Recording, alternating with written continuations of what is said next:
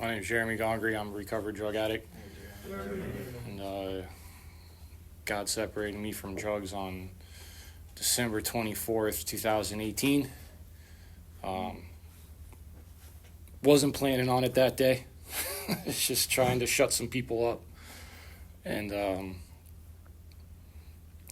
this is my home group, man. I got a group in another fellowship that, meets on Friday nights, and this is talking to a bunch of people I know. This is weird, man. I thought, you know what I mean? Like, I'm so glad you guys are here. I thought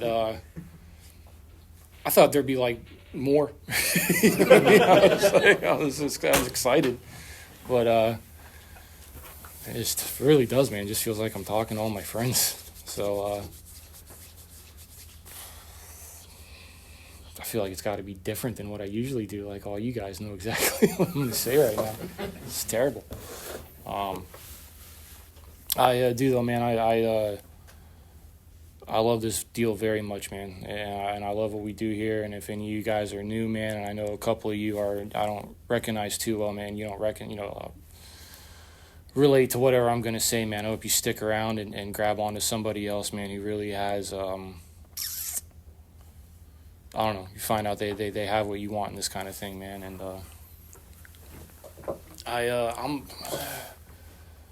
I'm from here, right? I'm not like this building. I'm from like Newport Richie and Holiday, man, and I've been there my whole life, right? And I know that seems like a whatever kind of deal, and I don't know if you guys are like me, but I had this like very clear notion in my head, man, that like Pasco is the problem, and I got to get the hell out of Pasco County. And if I could get here, like out of this place, man, like I could change my life. And I had no idea, man, I'd come into this deal and I don't know the power of God, man. And I don't know what's in store for a guy like me. And it turns out the place I thought I had to get the hell away from, man, was really the place that, I don't know, man, the place I needed to be, I guess. And so weird kid, weird adult. And like these little like phobias, man. Like, I don't know if any of you guys had that when you were younger, dude. Didn't take a lot to freak. To this day, it doesn't take a lot to freak me out, man. You just gotta look in my general direction, and I laugh, and I'm like, what the hell is that guy thinking about me right now, you know? But I was,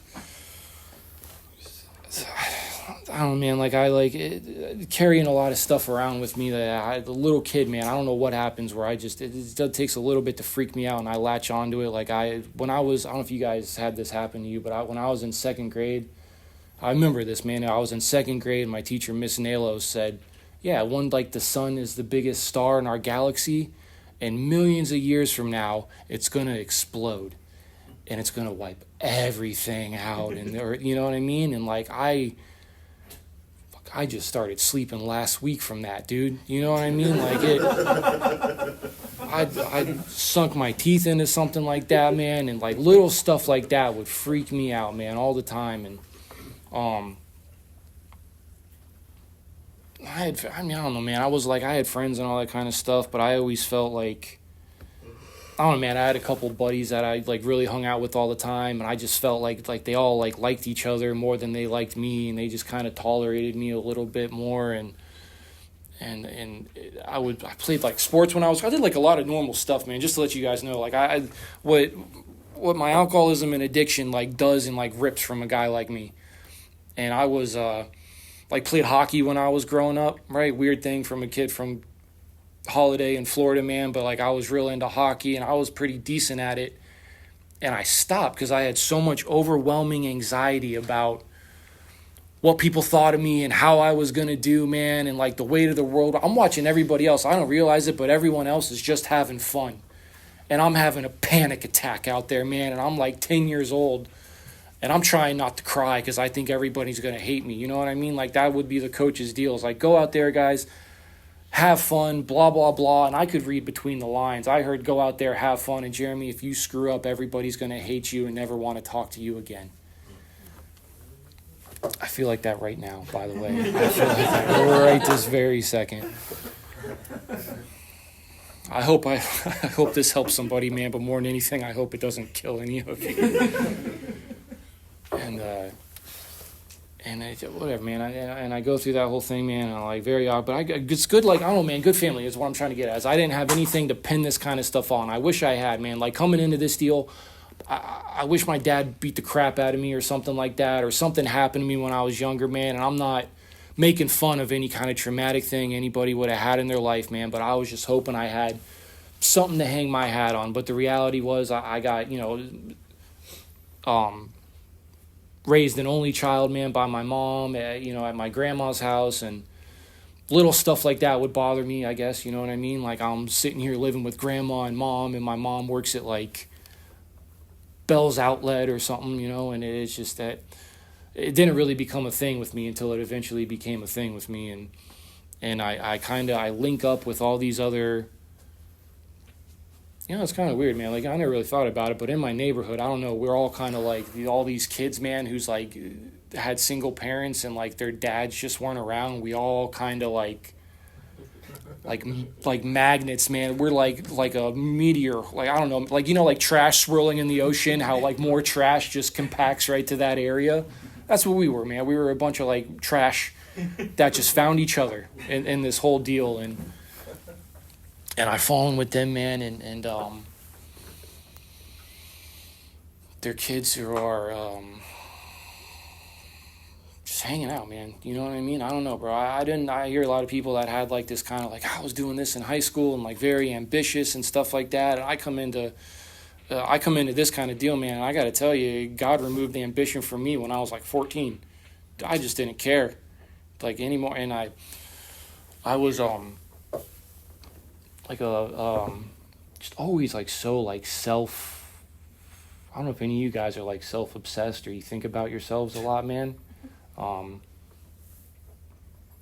hope you do. I swear, I hope I'm not the only one that does that right now.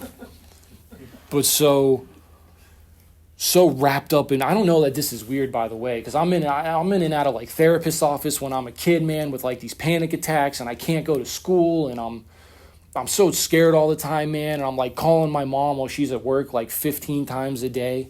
I'm like 10 years old and I'm calling her. I'm like, just tell me everything's going to be okay. And they're having to like pull her off the sales floor or something like that. And in and out of these therapists' offices, just trying to figure out what's wrong with me. You know what I mean? Like, just like what's wrong with me, right? And none of these doctors really, it wasn't until a little bit later, one of them came up with the idea, like, let's give this kid Valium and see what happens. And that really is later on, but did it fix what was wrong with me, man, for a little bit. And but I fall in with these kids, man, and I'm so like self-obsessed, man, and what's going on, and I'm this little chubby kid, bro, with like pretty bad acne for my age, right? And I got a nice little gut I'm having to suck in all the time. I do it to this day. If you just sling me outside, dude, I am like really just holding it in, like a human vacuum. And I'm not hiding nothing. Nothing, dude. I'm not getting one over. And this chubby little kid with this acne, man, and I had this real bad obsession with, I had these fat little ankles.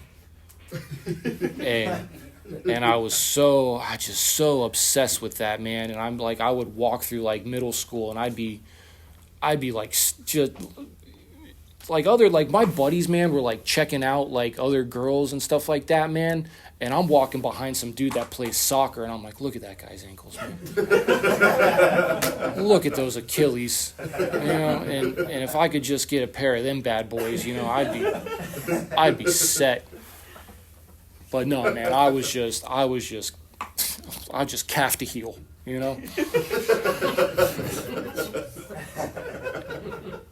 So I none of that stuff, man, that I'm telling you, man, like none of that is a reason that I'm a drug addict, man, and has anything to do with that and my alcoholism. But I'm walking into life with all of this stuff, right? That's what I'm walking. I have no idea it's anything to do with self-obsession. I think it's some kind of external issue.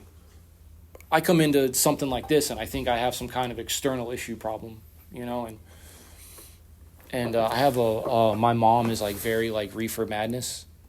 And she was like, once she didn't like, well, my mom has what is the normal effect that drugs and alcohol are supposed to have on a person, where if she has a little bit, she feels like, whoa, like I'm losing a little bit of control, and I don't like the way this makes me feel.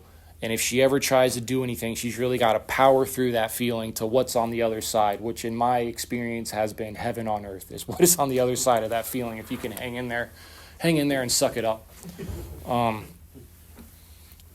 But she was like that, man, and I had heard, I just, on my mannerisms alone, before I get loaded for the first time, is I have my uncle Scotty is the black, he was the black sheep of the family up until I took up that mantle. You know, I gave him a run for his money one year, and the results were overwhelming. I was in and he was out.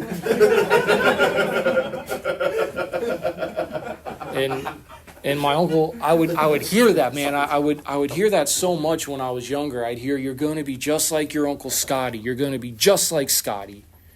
And what they don't know, and what I'm not telling them, is my Uncle Scotty has a job working for the county where he just comes home, man, and he takes naps for like 2-3 hours a day. So whenever he feels like it. Uncle Scotty never showers. Uncle Scotty rents a double wide trailer with Uncle Billy, who's my other favorite uncle. And I went into his room one time when he wasn't there, man, and that thing was covered with, he had like a hole in the plywood on the floor for ventilation. And there was like covered in like old Hustler and like Playboy magazines, and there was a bunch of smashed up Budweiser beer cans around, and an ashtray just overfilling with cigarette butts, man. And Uncle Scotty used to let me watch whatever and stay up late at night when he would come over and watch me, and they're telling me, you're going to be just like your Uncle Scotty. And what they don't know is I'm shooting for Uncle Scotty. If I can be half the man Uncle Scotty is, I'll consider this life a success, you know. But I hear that kind of stuff, man. So I'm the chubby and the acne, and I can't talk to girls, and I can't, you know what I mean? Just our book calls it the bondage of self, man. I don't know that's what I'm in, but that's what I'm in. I am just so wrapped up in me. I got me consuming me, and I don't know any way out of that kind of stuff, man. Kind of where, like, I don't know if you guys are like me, but I'm like, I guess this is just the way I feel, because I don't know anything different. I'll tell you, man, like the first thing I ever tried, first time I drank, man, it really, really knocked that kind of stuff out of me. And the first thing I ever did was smoke weed. And I had no idea what I was doing, man. I had to have somebody sponsor me on how to smoke pot. And I was an idiot, man. I didn't know what was going on, you know what I mean? We wrapped this little crappy tinfoil bowl up, and I'm looking at the guy, and I'm telling him, like, I just gave you, this is like a few years older than me, knows I know nothing. I'm like, sir, I just gave you $9 to pack me a bowl of mids. And I'm telling him, hey, man, throw a couple more buds on that thing. And he's like, dude, that thing's like full to the brim. And what he didn't know and what I didn't know is, like, I have no idea what I'm doing. Really what I was pointing at, and I thought this was what you wanted. I'm trying to tell him, like, brother, throw a few more seeds on that bad boy. I want to hit this once and have it explode in my face. Is what $8 well spent, thank you very much. And I don't really think I got an effect by it, man. I think I knew enough to act like I was stoned. I didn't really know how to inhale, exhale, hold it in, or anything like that. I knew enough to like try to act like it, but it had done something where it had kind of opened this door to this, like, I'm never gonna, you know, sign in a DARE pledge in 4th grade. I'm never gonna do this. My mom's gonna kill me too. I became open-minded is what had happened. You know what I mean?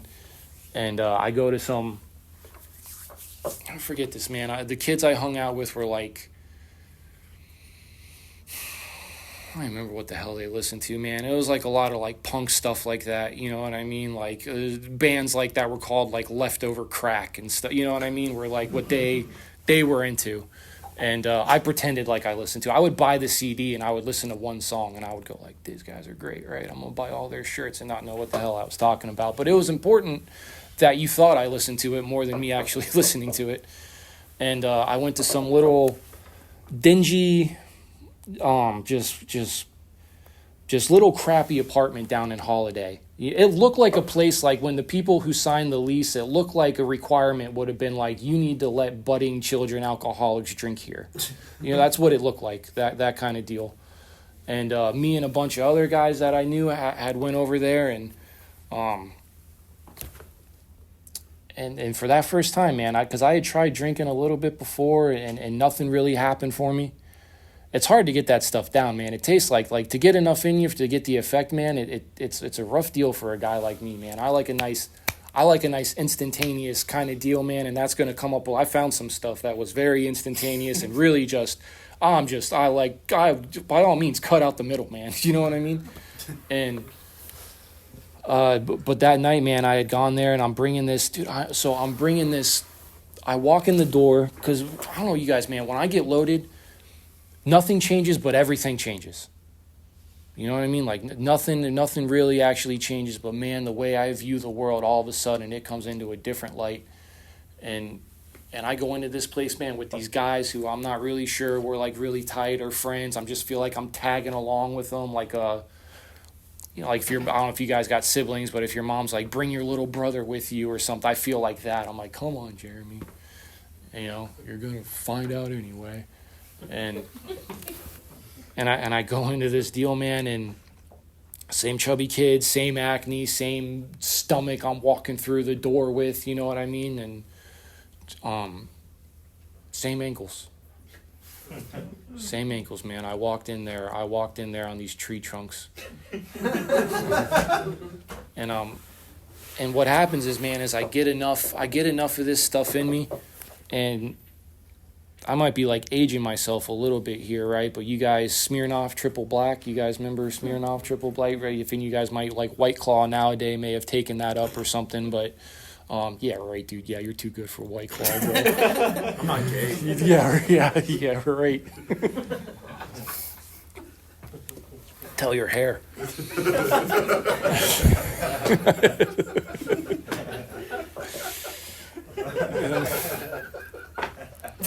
But I go,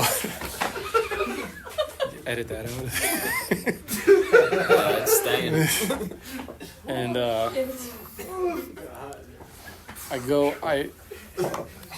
go into this thing anyways, man, and I'm same kid, same all that kind of stuff, but I get enough of this Smirnoff Triple Black stuff in me, man, and I get Parrot Bay. I don't know if any of you guys are. It's just like a nice, fruity, goes down smooth kind of deal. And somewhere between that second Smirnoff, man, and a few shots of that Parrot Bay, man, I'm sitting there and I look up and I look around, and now all of a sudden, man, these guys that I came with that, like, I'm not sure if they like me or not, these are my best friends. And I'm so glad I get to share this experience with them. My acne, man, I forget about it. It just doesn't even cross my mind. I'm like, I can't even see it. I might as well not have it. My gut, man, my weight, whatever I got, all of a sudden that night I roll my shoulders back and I can stand up a little taller, and now puberty feels like it's hitting the old boy pretty well tonight. And my ankles felt like they had been sculpted by God. To the proportion of Michelangelo's David. I'm walking backwards into rooms, baby. I'm showing these things off, and you know what I mean? Like, everything changed. Like, my friends were my friends. Everything was still the same. My fat little ankles, but the way I felt about the world had completely shifted for me that night, man. And I'm out there, and I'm like, my buddies are throwing up. My buddy Austin's puking, and he's got this long hair down the middle of his back, and I got you, brother. And I'm holding that, I'm holding that hair back for him. It's basically dreaded at this point. I'm holding this stuff back for him, and I'm just like, I'm just a good guy. I feel like a good guy. I'm like the best. I'm holding, you know what I am? I'm the glue holding this thing together. I'm like a mother of five right now. You know what I mean? Supporting these kids or something.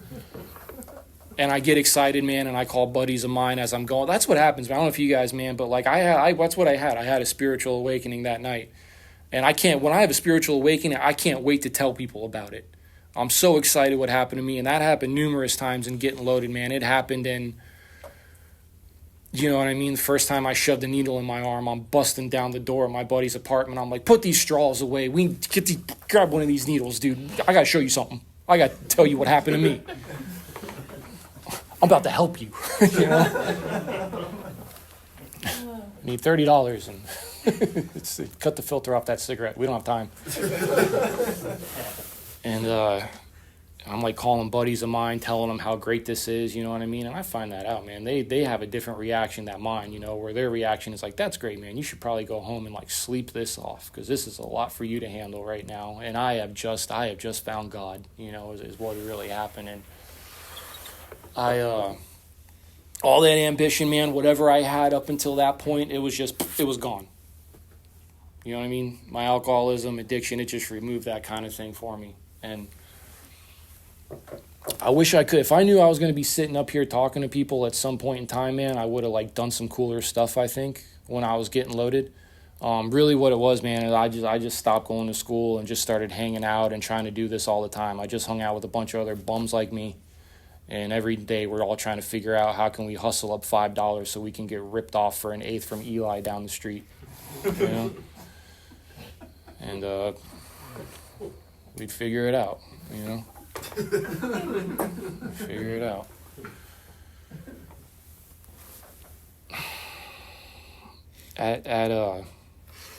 This is kind of cool. This is why I like this deal, man, because there's stuff where like I normally, when I'm used to talking, man, I just kind of skip right over it and I don't really talk much about it. And it's just implied that I do these other things, man, and that I do drugs, but I don't really like say it. You know what I mean? And I'm trying to kind of skate around it the best I can.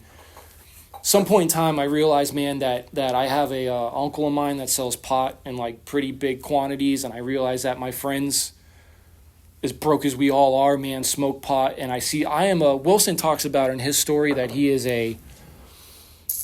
going to these night school classes and all this stuff. And at that point, I'm trying to figure out like a normal job, right? My uncle does air conditioning. I think I can get in with that, you know, with him on that kind of thing. And people are telling me it's a great opportunity. And then I see this thing to do something that requires minimal effort and maximum gain. And I am a something for nothing guy. I've been like that my whole life. I want to put in the least amount of effort. I remember sitting there, me and Chris would hang out, man, and I would like, that's how lazy I am. I'd be like, dude, I'll give you a joint, but you got to weigh this crap out and bag it up because I just don't feel like it.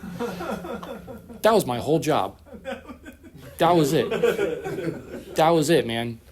To this day, I don't like anything I got to like bend over at the waist to do. You know what I mean? You pick that up, I'm like, I quit. I quit. This ain't for me, man. But he ends up doing that, man, and I start doing this stuff, and like I'd like in my head to think that I am a what it is I'm delusional, man. I'm selling like dime bags and quarter bags to like, I'm like 19 years old and I'm selling this stuff to like 16 and 17 year olds, dude. And if you'd have asked me, gun to my head, I'd have told you, dude, like I am on like this week, dimes and quarters to these kids. Next week, I'm going to meet El Chapo. You know what I mean? That's what I'm doing. I'm selling all this out of a 97 Chrysler Sebring. Somebody slit the top when it rains outside. I'm the first to know. You know what I mean? That's my, I don't know, that's like my head that I'm walking around with in this kind of thing. And so I kind of get these consequences that happen to, man. And the first time that it happened is I said my mom was very reefer madness, you know what I mean? She caught me smoking weed, but she might as well have caught me smoking crack in the bathroom. You know, she just had this thing. God bless her. She wasn't far off. Like, she's like, it was coming. You know what I mean? It was coming. It wasn't, you know, she knew it. Just like your Uncle Scotty. And I had gotten, this is like, I just saying like how this stuff starts settling into me, right? Like before the selling pot and before the doing all this kind of stuff, man, before I'm thinking like I'm Mr. just watching Scarface all the time, taking notes kind of deal, you know what I mean? And I get caught doing whatever, and she sends me to live with my dad, and me and my dad aren't particularly close, but that's like besides the point. He came down trying to do whatever he could for me. And she sends me up there, and I'm there for a few days, man, and I'm like probably 14 at the time, and I am crying my eyes out trying to get out of this, man. She came up to see me, and I'm like, you don't understand. I hate this place. What the deal is, what I'm getting at is I will never do this again. You need me to change. I will never, ever, do this again. I will come renewing my high resolve, man. And she, God bless her, man, she bites. I think I told her I was going to kill myself. And she bites, and I come back home, and I'm so excited. I'm like, I'm back. And I'm never going to do this again. And I don't know that I have alcoholism, man. I don't know that I have something in me that has to be treated. And she tells me I'll get drug tested, and I stick it out for about 3 weeks before I realize I don't think she's going to do anything. And then with all this, with knowing I'll get kicked out, I'll end back up there, all that kind of just gets like easily shoved aside, man, for that relief that comes, man, with a little bit. Just taking the edge off of me. And that had happened again as I had gotten older, and she wasn't wanting me to do that anymore. And so real big thing that had happened to me is I had, or that I had done, I guess, is I had, same thing, man, right? I can't do these, I can't smoke, I can't do the pot anymore. You know what I mean? And it seems like, up to this point, it seems like a real lame story. Like, what are you doing, like, here? You know what I mean? And what somebody had done, man, a buddy of mine, there was this, it was like 2008, 2009, something like that. I don't know if you guys remember 2008, 2009 in Florida. It was popping, baby. It was, oh my God. Give me a time machine, you know what I mean? And I get, my buddy says, look, man, these will come out of your system in like 2-3 days. And he gives me these little blue pills, man, and it ends up being Oxy. And I fall in love, man. God, do I fall in love. I fell hard too, baby. And I remember, like, I'd be sitting out on like my mom's back porch, and I'd be all loaded up, and I'd be like smoking a fresh Marble 27. And I'd be smoking a fresh Marble 27 on the back porch, man, nodding out, thinking heaven really is a place on earth. You know what I mean? And I found it. And I had no idea what happens to you with that kind of stuff, man, right? Bill talked about it. We read it a little bit ago that at some point liquor ceased to be a luxury. It became a necessity for a guy like me. And it was the arrogance that was behind me that, like, it mattered if I would have known or not known. And I thought, this stuff is great, man. You can just do this every day with zero consequence, And it's like, at the time, you think like, it's like $8-10 a pop. And I don't have to, but I'm like, what a great deal. It's like the first time I smoked crack. I was like, $10 for that? It's like, it's cheap. It's cheap. This is cheap, dude. Pawn your car. We just walk everywhere anyway, is what it turns into. And I end up, I don't know, man, I end up sick for the first time, and I don't know what's going on. And in my head, man, it does. Like, what happened is I got physically hooked, but like my mom is she's not a drug addict, she's not an alcoholic. You could tie her down and feed her this stuff for weeks on end, and she could become physically addicted. The difference between me and her, when push comes to shove and she's given the option not to feel this way anymore, I think she would just walk away and go, oh my God, I'm so glad this is over. I'm never going to touch it again. I had a completely different reaction where it became, oh my God, this is how it feels when I do this. I'll never do this again. And in my head, that meant like, I'm going to go get a bunch and make sure that I never feel like this again.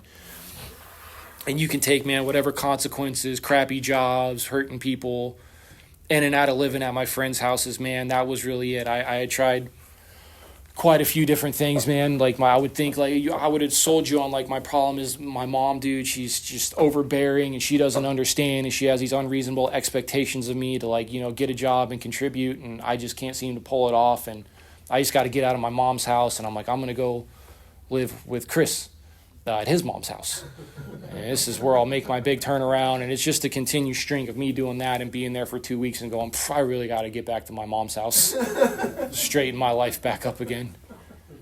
Chris's mom is the problem. That's what all of a sudden. And I had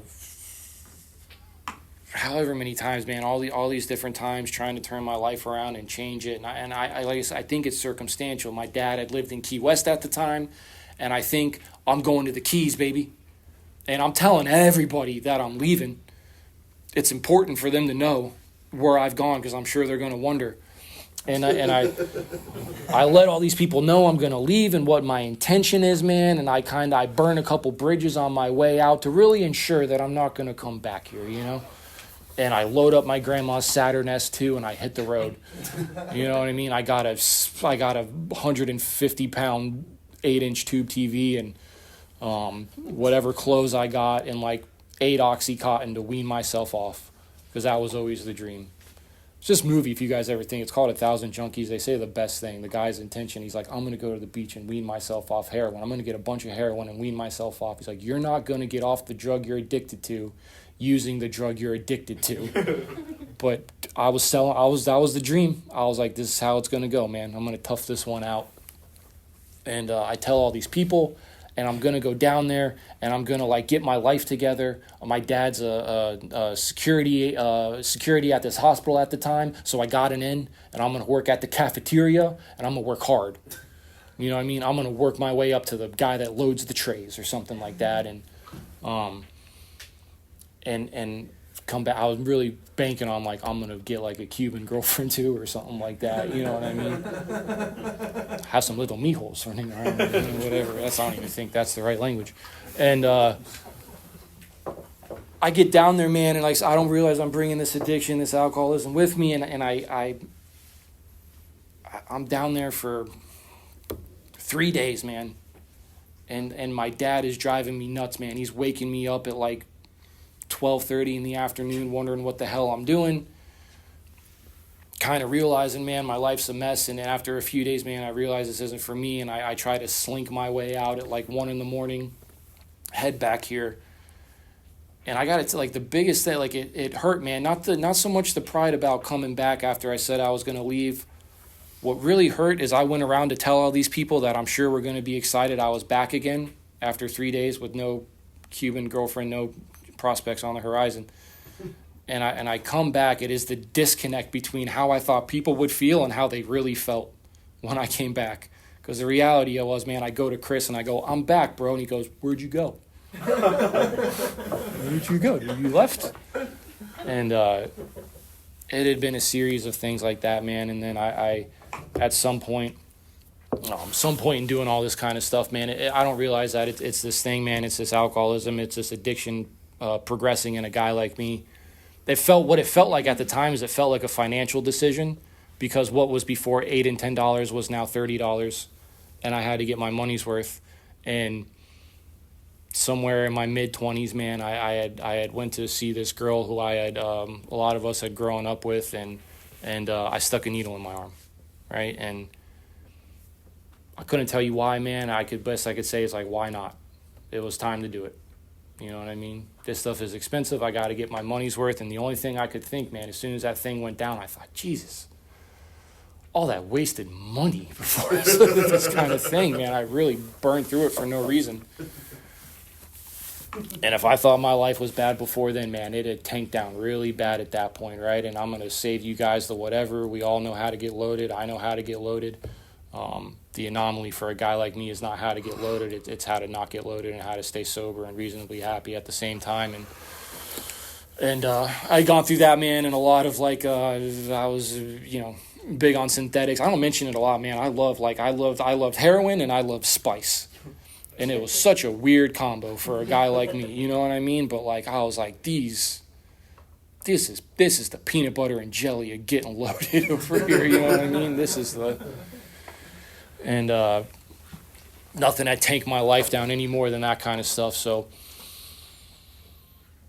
hop to, man, I'm whatever. I had just turned 30 and I had this decent job at the time, and I was working at this house doing like these stucco inspections. Not like it matters, whatever. It was a good job, right? To this day, it was more money than I had ever made, but it didn't matter. I had no money to show for it. I owed Ace Cash checking $550 every Monday. That's what I had, right? That's what it had pulled off for me. And I don't know if you guys like have this same experience, man, but God's grace feels a lot like I'm getting screwed over. That's what it feels. It feels like my life just shattered. It feels like I just lost the last little thing I was hanging on to. And I don't realize that's all the things that are binding me to me. You know what I mean? That got to get stripped away from a guy like me. When I am hopeless, when I have nothing, this thing works even better. than when I got the little bit of thing. Because after that point, man, I had the worst kind of hope you could have, man. I had the kind that was rooted in me, that if I just did this, everything would be okay, and I burned it every time. And everything falls down, man. I end up in a hospital overdose for like the second time that week, and I get out, and I got that, I don't know if you guys, man, if you can like remember those that last week you were loaded, maybe it wasn't that long ago, man, where I am so shattered inside, where I'm walking out, man, and I can't even like look people in the eye. I'm just so ashamed, and I'm so embarrassed about who I am and what I am, and I don't want to be that way, but it doesn't matter if I tell you, because I look like a guy that does everything in his power to stay the way that he is. But I lose that job, and I lose all that kind of everything. I'm just sinking my teeth into, just hanging on to, man. So when I got sober, what it felt like, man, what I can tell you, it's the grace of God, and it's a lot of people that love me very much, doing everything they could to shove me in the right direction. But if you'd have asked me that like 5 years ago, what I'd have told you is a bunch of people aren't minding their own business, is what it feels like, you know? I got, like, my dad's ex-wives are getting involved or something like that, and I'm trying to, like, I get why it's your ex-wife, dude, she sucks, or, you know, or something like that. And I end up in this treatment center, man, after going AMA from detox and getting loaded one more time, and I am back up in this place, and if you guys are like me, I come in, I think drugs are my problem, right? And it's a problem. Like, there's no denying that. Like, it's a problem, right? And up until that, man, I had really believed that I would go to these therapists, and they would say, we're going to put you on this medication, but the problem is, like, you got to stop getting loaded long enough for this stuff to work. And I would go, that's a problem, man, because I need it to work, like, now. Are these antidepressants? If they're water soluble, I can pick this thing up, and we can really get this stuff in my system immediately, you know? And I'm getting told that, man, and now at this point I am as like physically removed as I've ever been, and I am ate up. I don't know if you guys are like that, man. I am removed, man, and my head is kicking on me so bad, and I can't stop picking apart the place I'm in. I don't know this is alcoholism. I don't know this is untreated addiction, untreated alcoholism, man. I just know when I sober up, I feel terrible. And I feel terrible, and everybody looks terrible, and I'm back to that old fat kid, acne, ankles, nobody likes me, they're all just tolerating me, they like each other more than me. They're just waiting for me to leave, you know? And you couldn't have told me that wasn't the truth. And what really happens to me when I had gotten... when I was sober for like a year or something like that, I had went to see my dad in the Keys again, man. My grandmother was down there she wanted to come back this way. So it was cool, man. It allowed me to like go down there and pick her up and bring her back without being like, I'll do it for you, grandma, but I'm going to need like $400 or $500 to, you know what I mean, make this trip worth my while.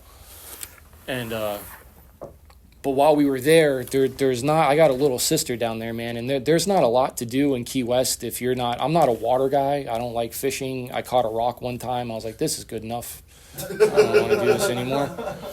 And if you're not into that, man, and you're not into Duval Street and drinking and getting loaded, man, it's just, you know what I mean? There's not a whole lot going on. And what they do have is they have a petting zoo underneath the Key West County Jail is what they have down there.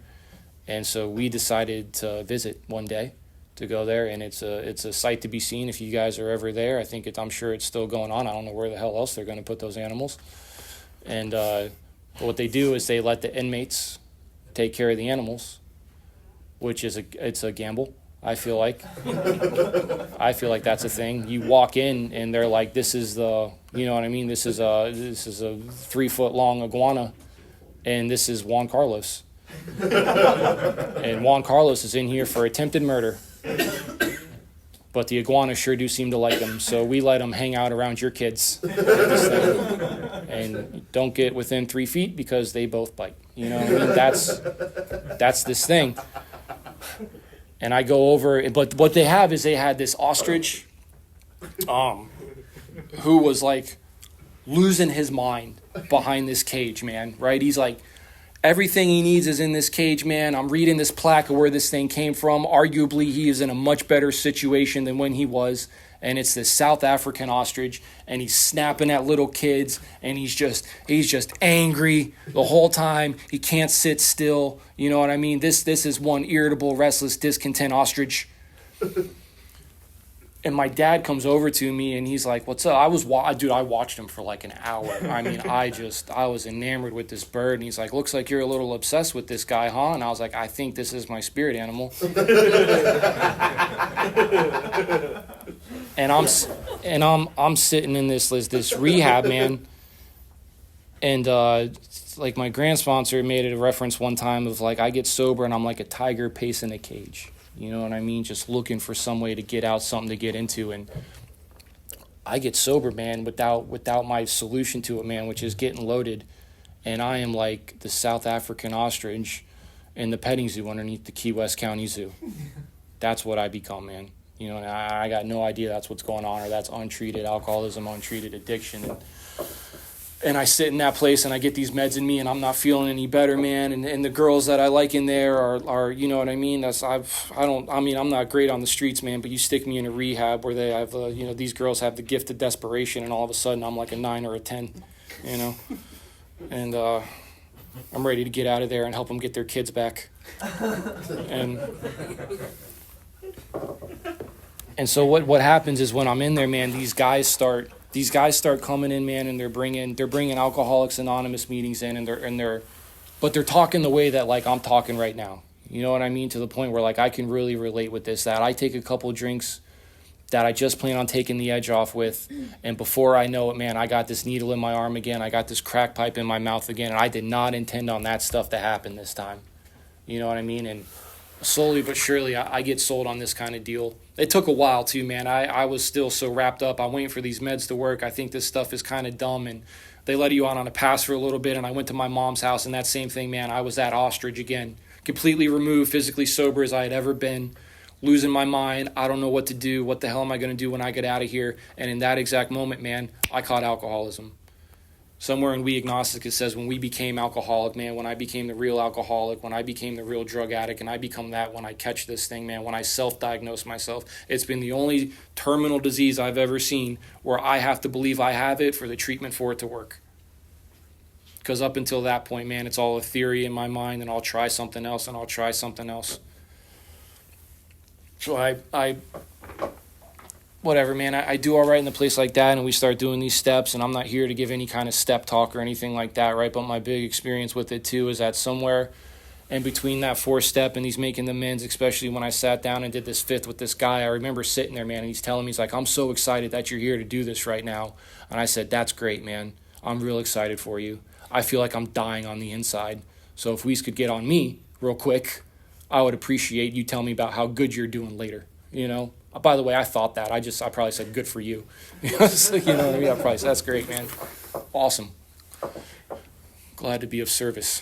And but somewhere in that 5th step, man, I remember walking away from that kind of deal, right? And the book talks about I'm walking hand in hand with the spirit of the universe on a broad highway, and I didn't feel that way. I wouldn't have told you I felt that way, but what I really felt walking away was like, I think this stuff is going to work.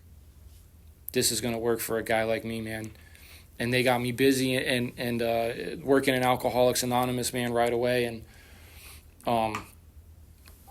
I wish I could say, I always have this delusion in my head that like I was on fire, I was right in it, right? I was so scared all the time, man. I'm around all these guys that feel like they've known each other. I feel like they all played like Little League together or something like that. They know each other so well, and I don't know how to work my way into it. And the guy that first sponsored me, I remember telling him like, "Man, I don't feel like I really fit in with these guys." And he used to tell me things that in my head sounded really profound, but in reality, they were just like the most simplistic things to a guy like me are the most profound, because I just don't think of them. Because I just think I got to be like, so I'm deeper than that, man. You know what I mean? I'm deeper than what you're talking about. And he said, he's like, "Jeremy, you know the reason you don't feel a part of?" And I was like, "Why?" He's like, "Because you're not making an effort to be a part of." And I thought, that's genius, man. That's genius, man. Who do we got here? Nietzsche? And so they had really gotten me into that kind of deal, man, and it did. I over some point in time in that, man, what I did is I fell in love with this deal, and I caught fire for it, and that stayed that way. I pray it never goes the way to whatever extent, man. I got real excited. But the same thing, I was excited to tell somebody about what drinking had done for me that night, man, or the same thing I'm thinking about telling you what this needle does for me, man. I got real excited at telling guys what this stuff can do for you, because it did something magical in my life, man, and continues to. And when I was in that, this is a tale as old as time, guys. When I was in that rehab, I met a girl, and I met this girl, dude, and she had what I wanted, and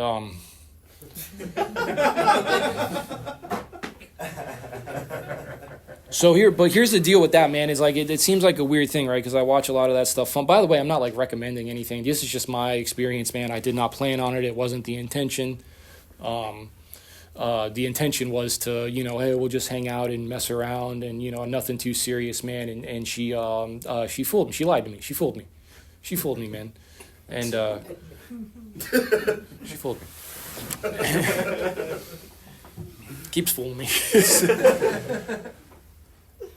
But what I had gotten, man, is I had done this inventory process and this relationship inventory, and the big thing that came out of it, man, is like, you need to stop standing in the way, like hurting these girls and standing in the way of their God and what they really need to do, right? And not try to assert myself in some kind of role like that. And I say these girls, man, it makes it seem like I like, you know what I mean? I was like, oh, here's a whole composition notebook just on my sexual inventory or something like that. It was like 3 women. And I'm pretty sure one of them had no idea we were dating. I'm just always giving her another chance, and she doesn't know why. And sounds creepy when you say it out loud. From time to time. I don't like it, you know what I mean? That's just, I felt that way. And so here's what happened, man, is that ended up, so like the way my life ended up today too, man, is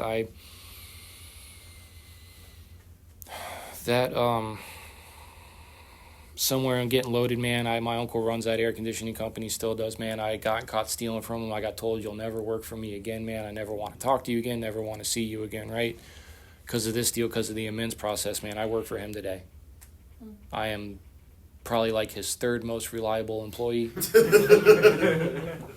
4 of us work for him. 4 of them work for him, right? But I like to think I've moved up this little corporate chain based out of like my work ethic or something like that. But it turns out there's just nobody else. They just didn't have a choice. There's just nobody else. But I was there to be that flimsy reed, because of this stuff.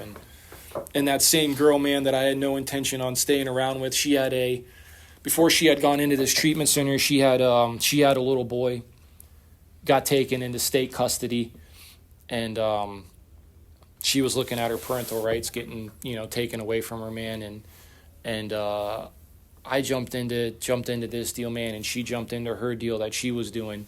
And when I was sitting in this treatment center, I would hear people talk about, man, why if they try to screw you, see, blah, blah, blah. And I'm not saying that may or may not happen, but my experience was that as I watched her walk through this deal, man, and we walked through it together, and one day, man, this little boy, we had moved in together. She was just there one day all the time. And we had moved in together, man, and like one day, bro, this little boy is just here. Like, he's just here all the time. You know what I mean? Can't get rid of him. You can't. And 1 year old, man, and I tell you what, man, he's not biologically mine. His father is not in the picture, right? In Alcoholics Anonymous, man, you guys taught me to grow up and take on responsibilities, man, and what God seems to stick in my life seems to be whatever that deal is, man. I ask God in that 3rd step to build with me and do with me as he will. I don't know what that's going to look like. Turns out, man, I make that decision, and what it really is my life isn't my business anymore. How this thing shakes out isn't my business anymore. And it happened to look like that happened, man. And because of that, like, I'm the only person he knows as like dad today, right? And I am not somebody that should be responsible for like another human life. You know what I mean? And this thing ended up happening with that. And that same girl had told me she doesn't get pregnant really easy. And then she got pregnant, and she told me, and I said, oh, it's good. You're pregnant and a liar. And you mean to tell me when you were shooting all that heroin and meth, you weren't getting pregnant? Get the hell out, And never really put it together. And but we end up, man. We end up having this little boy, man, and I love this kid. For the first time in my life, I can see what people really mean, that I would trade my life in an instant for someone else. You know what I mean? And that's absolutely this stuff, man, because had I had that kid 7 years ago, 6 years ago, man, I probably wouldn't have traded him for the first drink, man, for the first pill, but I promise you I'd have traded him for the second and the third, you know, without a choice in my head. And I love him to death, man. And we had gone and had this went in, man, and had this little kid. And it was weird. Like I said, I had only had experience with people in like YFA, CPS, stuff like that, right? Like I thought they were going to come do like me and my mom, but adopted a dog when I was in like 4th grade. And they did like a very extensive home check to make sure this place was okay for this dog that they were going to put down in a couple weeks to like live at. You know what I mean? They didn't do none of that for my kid. They didn't ask us if we were like crackheads or junkies or anything like that, man. I don't know if you guys know this. You have a baby, they just give it to you. And they're like, here, you can go now. I strapped them in the car seat all wrong, and then they're just like, oh no, honey, it goes like this. The way you put them in could kill them. See you later. And she just went back, you know what I mean, to doing whatever she was doing, man. And you guys have like, this thing has like taught me all that kind of stuff, man. It's been something I watch other people do, man, and emulate what they do. It has been my biggest thing is the guys that I watch where I go to somebody invites me over for a Super Bowl party and I can tell they're going through it. So they get up and ask their wife if they can do anything and start washing some dishes. I was like, I didn't know you could do that. I had no idea that was your way out of this kind of thing. And it turns out, man, no matter what my problem is, whatever my circumstance is or whatever thing I'm making up in my head, the solution has stayed the same.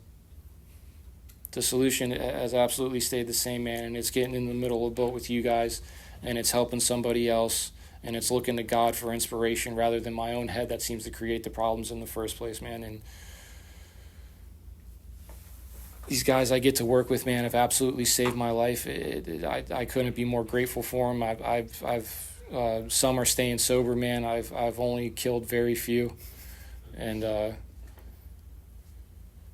it's been, I don't know, man, to get to walk this thing with you guys, man, to have something where we literally, I mean, we do that, man. That's what Drug Addicts Anonymous, man, Alcoholics Anonymous, any of this kind of 12-step deal, man, is supposed to be. We walk through this thing, man. Sounds like the Pledge of Allegiance, right? But like united under God, man. We walk through this thing shoulder to shoulder, arm to arm. You know, and it is something that has never let me down when I jump my way into it, man. And it's something I wish I could hand out to everybody. And turns out, man, too, it's just there all for the taking too, provided you jump into it. So I don't know, man. Like to thank the guys that I haven't got asked to speak, so I'll just start a group and I'll speak at it. That's exactly what I'm gonna do. It's not true, by the way. That's not what happened. I can tell your guys' reaction. You're like, that checks out. That's something. That makes a lot of sense. Doors are locked next week. I got what I wanted. There's no meeting or something. So, but thank you guys very much, man. I don't know, man. I appreciate you guys.